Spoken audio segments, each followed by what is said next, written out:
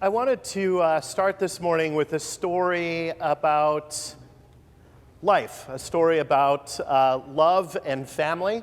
I wanted to share the story of my mom's parents, Virgil and Priscilla Russell, also known as Grandpa and Grandma.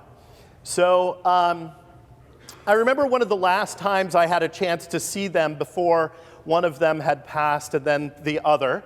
I was in seminary in Columbus, Ohio. Marielle and I were driving from Southern California to Columbus, and handily St. Louis can be found on that route, and so we made that happen.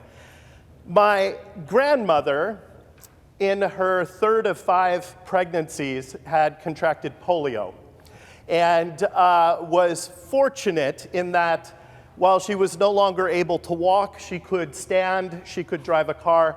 My memories are of her wheeling madly around the kitchen and then standing at the counter and working where she was and making it work as she went. When we visited, my grandfather at that point in life had also been through a tough chapter, having been treated recently for leukemia. And so that was kind of a hard go in that. But I hadn't seen them in a while. It was great to see them. They're kind of hysterical together. And so they took us out to dinner, and it was like a home country buffet. It was a great time to spend with them. And I remember they had a station wagon. They had to be the oldest couple in St. Louis with a station wagon, but at any rate, they had a station wagon because it was easy to get the wheelchair in the back, right? And I remember as we were going back out to the car, I thought, I'll hop up and assist in getting this wheelchair into the back of the car. And so Grandpa kind of folded it down, and I grabbed it. And when I got it off about 3 inches off the ground, I thought, this is heavier than I was anticipating it was going to be. And my grandpa looked at me, and then with no hair on his head, recent leukemia treatment, said, I got it. Just grabbed it, just hauled it into the back of the car, and we were on our way. And I was like, this guy, he is a tough guy. He had grown up in the hills of northwest Arkansas, where you had shoes for church. Otherwise, you didn't bother with shoes a whole lot. He would tease his younger siblings because he was willing to run across the gravel road and they wouldn't, so he could hassle them and escape to the other side. So where I'm going with this story is how he met my grandmother, because she's not from the hills of Arkansas. She's from downtown Boston, which, a couple of things. It's curious they didn't need a translator. Even later in life, that was pretty clear. But the reason that they met was because of war. So at the beginning of the Second World War, my grandfather was in the Army in the Quartermaster Corps, and Harvard had a compact administration program for those who were in the Quartermaster Corps. So he went to Boston, where he met this nice young nurse. There must have been a translator, I don't know, but it worked, and the rest of the story goes down through the generations. A story of polio and leukemia, a story of houses sold and bought, of love, of children, of all kinds of fabulous stories against a backdrop of war for a relationship that would have not otherwise have happened.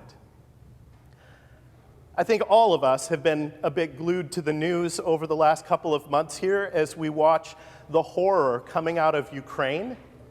And the thing that I'm continually struck by when I see these images is how strange in Western Europe the last 70 years have been.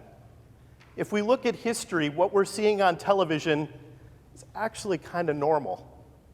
As human beings, we do this to one another in every generation.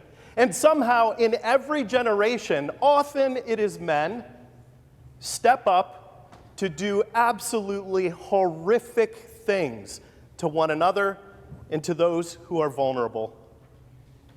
All of these little pieces, children born, people becoming sick, lives being bonded together in marriage, death, these are all human stories that have been true throughout time. that we know these stories. There may be chapters that have not been in our own books, but we know the chapters because we've read them in other stories, right? The lives of those around us, loved ones, neighbors, friends, co-workers, people we went to school with. These chapters are known. It's one of those things where we can hear the first couple of sentences and we can sketch out in our minds how the rest of that chapter goes, right? So what do we have in today's gospel? In today's gospel, we have women heading to the tomb. Women are heading to the tomb to do what needs to be done, to observe the traditions and the rituals of their people. Often it is the women. And in the four Gospels, it's one of the core, consistent parts of the story. The women go, and they know how these stories go, just like we do. We notice that they get reminded by the angels. Remember what he said in Galilee? Right? What do you think? When they were walking to the tomb that morning, do you think Mary Magdalene was like, hey, don't sweat it. He said he was going to rise from the dead. It's going to be fine. Do you think that's what they were saying? I'm thinking no, because we know how these stories go. When someone dies and we go to the cemetery, we don't go back and expect something else to be the case. We know these stories. They were perplexed. It's kind of a kind Greek word, right? Like, this is super bizarre. Why is this tomb empty? We might come up with a number of reasons why the tomb might be empty, right? None of which involve somebody rising from the dead. None of them. And yet, something happens. Here we are, thousands upon thousands upon thousands of miles away, 2,000 years later, gathering at 10:45 in the morning on Sunday, April 17, 2022, to tell this story because something changed human history at that moment. Changed it in a way that was not the way the chapter was supposed to end. It was the gospel plot twist, you might say. The women show up at the tomb. They find that it is empty. They go back and tell the rest of the disciples. The men don't believe them. I'm not saying that's always the case, but so then Peter jumps up and has to run to the tomb to confirm it, so now it's official. And he runs back. It's a bit of an awkward scene. There is something new that is happening. And here's the thing that I want you to remember. As Christians, when we gather in this space, we walk past the baptismal font. It is in the waters of baptism that we understand that we are called to expect that when the chapter gets dark, when the chapter feels heavy, that our God is with us in that place, bringing good news in a way that we couldn't write into the chapter if we tried. There is an unexpectedness to this story that gives us hope for today and tomorrow.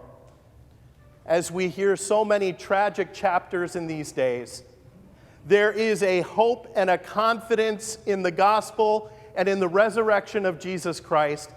It is as predictable as the flowers that bloom at this time of year, or perhaps even more so, like the dawn. It comes. So as we gather this day, be mindful. Not every chapter in your book is going to be the same as someone else's, or necessarily the same as the last chapter. but expect in the scary and dark spots Jesus Christ to bring new life where you could not have imagined it. Amen.